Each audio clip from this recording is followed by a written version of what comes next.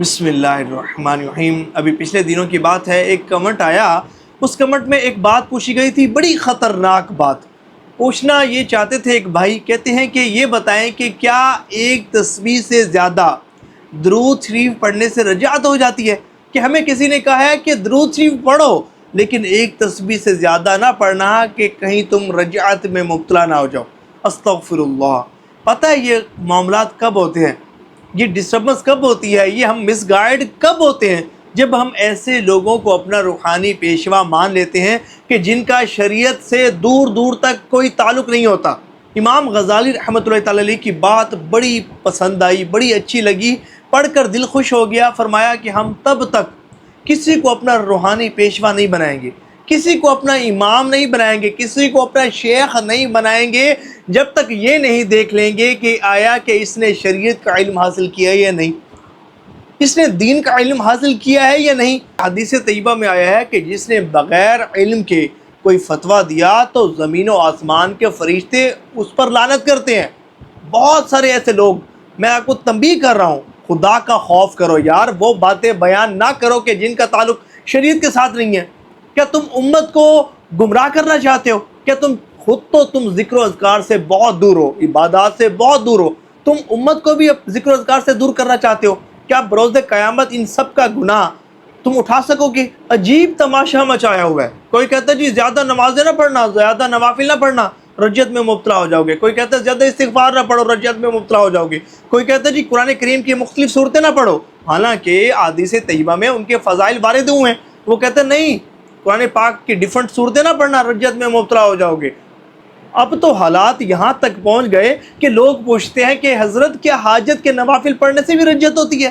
کیا قرآن کریم پڑھنے سے بھی رجعت ہوتی ہے؟ یار خدا کا خوف کرو، چھوڑ دو ایسے لوگوں کو سننا کہ جنہوں نے دین کا علم حاصل نہیں کیا۔ اب ان بھائی کی بات کوئی لیں کہ جس شخص نے ان کو مس گائیڈ کیا اور وہ کہتا ہے کہ ایک تسبیح سے زیادہ درود شریف نہ پڑھو، اور یار خدا کا خوف کرو۔ اللہ تعالیٰ قرآن کریم میں ارشاد فرماتا ہے اذکروا اللہ ذکرا کثیرا، کہ اللہ کا ذکر کثرت کے ساتھ کرو، بہت زیادہ اللہ کا ذکر کرو۔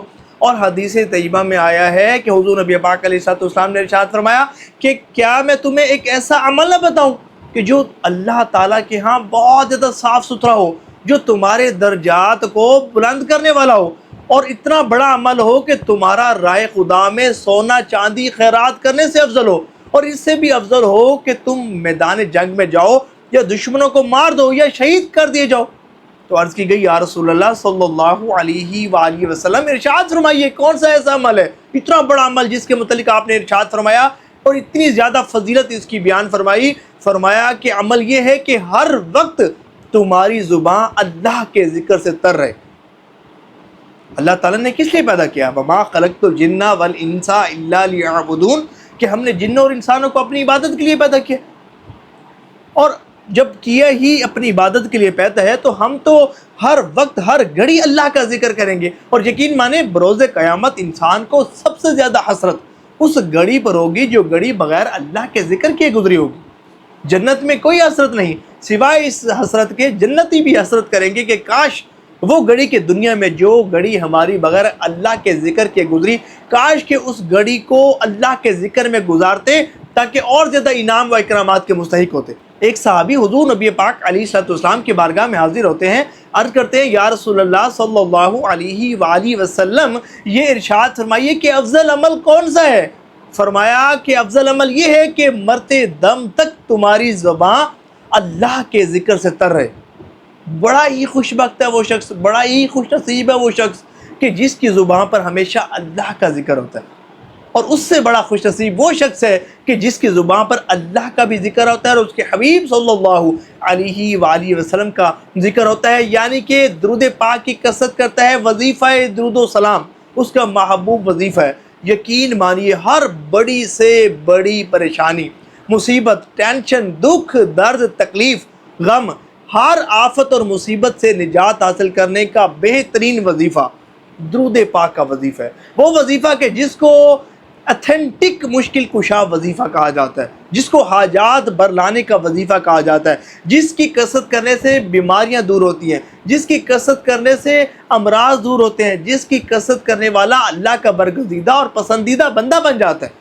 وہ بندہ کہ جو اللہ کی رحمت کا مستحق ہو جاتا ہے جو درود پاک کی کثرت کرتا ہے، وہ شخص کہ جو درود پاک کی کثرت کرتا ہے مقام ولایت میں اسے داخلہ نصیب ہوتا ہے، اسے اولیاء کرام کی جماعت میں داخل کر لیا جاتا ہے، وہ بندہ اللہ کا بھی مقرب بندہ بن جاتا ہے، اور حضور نبی پاک علیہ السلام کی بھی خصوصی توجہ اور قرب خاص اسے نصیب ہوتا ہے۔ حضور نبی پاک علیہ السلام نے ارشاد فرمایا کہ جو ایک مرتبہ درود پاک پڑھتا ہے اللہ تعالیٰ اس پر 10 رحمتیں نازل فرماتا ہے، اب اس کی مرضی کم پڑے یا زیادہ۔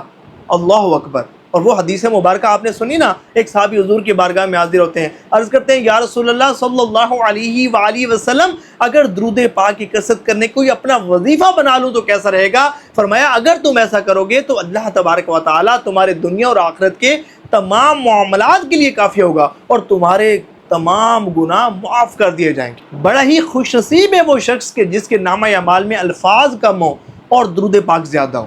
یار درود پاک نور ہے، درود پاک رحمت ہے، خدا کی قسم درود پاک کی کوئی رجت نہیں۔ اب تو یقین کر لو، اللہ کی قسم کھا کر میں بیان کر رہا ہوں کہ درود پاک کی رجت نہیں ہے، یہ اللہ کی رحمتوں کے نزول کا بہترین ذریعہ ہے۔ جتنی زیادہ کثرت کریں گے اتنی زیادہ اللہ کی رحمت آپ پر برسے گی، اور جب اللہ کی رحمت آپ پر برسے گی آپ کے سب پرابلم سالو ہو جائیں گی۔ دنیا اور آخرت کی ہر بڑی سے بڑی مصیبت، ہر بڑی سے بڑی پریشانی سے نجات حاصل کرنے کا بہترین ذریعہ درود پاک کی کثرت ہے۔ درود پاک کی کثرت کرنے والوں کے گرد بہت مضبوط حصار قائم ہو جاتا ہے، انہیں اللہ کی امان نصیب ہوتی ہے، حضور نبی پاک علیہ السلام کی خصوصی توجہ قرب خاص نصیب ہوتا ہے۔ جہاں کوئی دوسرا وظیفہ کام نہیں کرتا وہاں درود پاک کا وظیفہ کام کرتا ہے۔ اور درود پاک سے متعلق تو بزرگان دین رحمہم اللہ المبین فرماتے ہیں کہ اگر کوئی شخص درود پاک کی کثرت کرنے کو ہی اپنا وظیفہ بنا لے تو ساری زندگی اسے پھر کسی دوسری وظیفے کی حاجت نہیں۔ اور ایک بزرگ تو یہاں تک فرماتے ہیں کہ اگر تم درود پاک کی اہمیت کو جان لو نا تو روزانہ 1,00,000 مرتبہ درود پاک پڑھنے کو بھی کم جانو۔ اتنی بینیفٹس، اتنے فضائل اللہ تبارک و تعالیٰ نے قرآن کریم فرقان حمید میں اپنے حبیب پر درود پاک پڑھنے کا حکم ارشاد فرما دیا، اور حکم ارشاد فرمانے سے پہلے فرما دیا کہ یہ وہ کام ہے کہ جو میں بھی کر رہا ہوں اے ایمان والو تم بھی کرو۔ اور متعدد احادیث طیبہ میں حضور نبی پاک علیہ السلام نے کثرت سے درود پاک پڑھنے کا حکم ارشاد فرمایا ہے، اور پھر جو درود پاک کی کثرت کرے، بہت زیادہ کثرت کے ساتھ درود پاک پڑھے تو اسے بہت زیادہ انعامات کی بشارت سے نوازا ہے۔ کبھی یہ سوچنا بھی مت کہ آپ درود شریف پڑھ رہے ہو اور رجعت میں مبتلا ہوگے، کبھی مت سوچنا۔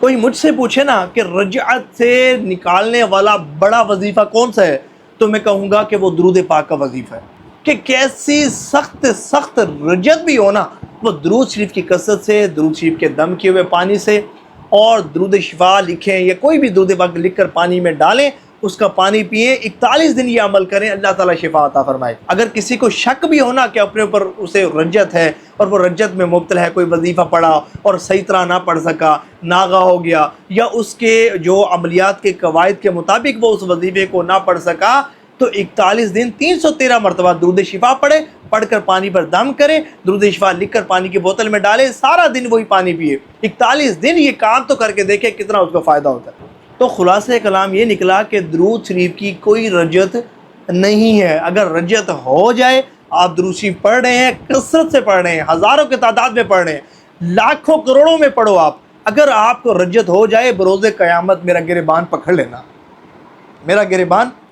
اگر آپ رجت میں مبتلا ہو جاؤ۔ بس توجہ سے پڑھو، خشوع و خضوع کے ساتھ، درست مخارج کے ساتھ، ادب کے ساتھ، بس حضور کی بارگاہ میں درود پاک کے نذرانے پیش کیے جاؤ، بس اتنا نوازے جاؤ گے کہ جس کا آپ اندازہ بھی نہیں کر سکتے۔ امید کرتا ہوں یہ ویڈیو بہت زیادہ ہیلپ فل ثابت ہوئی ہوگی۔ اگر آپ ہمارے چینل پر نئے آئے ہیں تو اس چینل کو سبسکرائب ضرور کیجیے گا، کیونکہ یہ چینل دنیا بھر میں درود پاک کی دعوت کو عام کرنے کے لیے بنایا گیا ہے۔ اور کمنٹس میں بتائیے گا ضرور کہ اس ویڈیو سے آپ کو کتنا فائدہ ہوا ہے، اور ثواب کی نیت سے اس ویڈیو کو شیئر ضرور کیجیے گا۔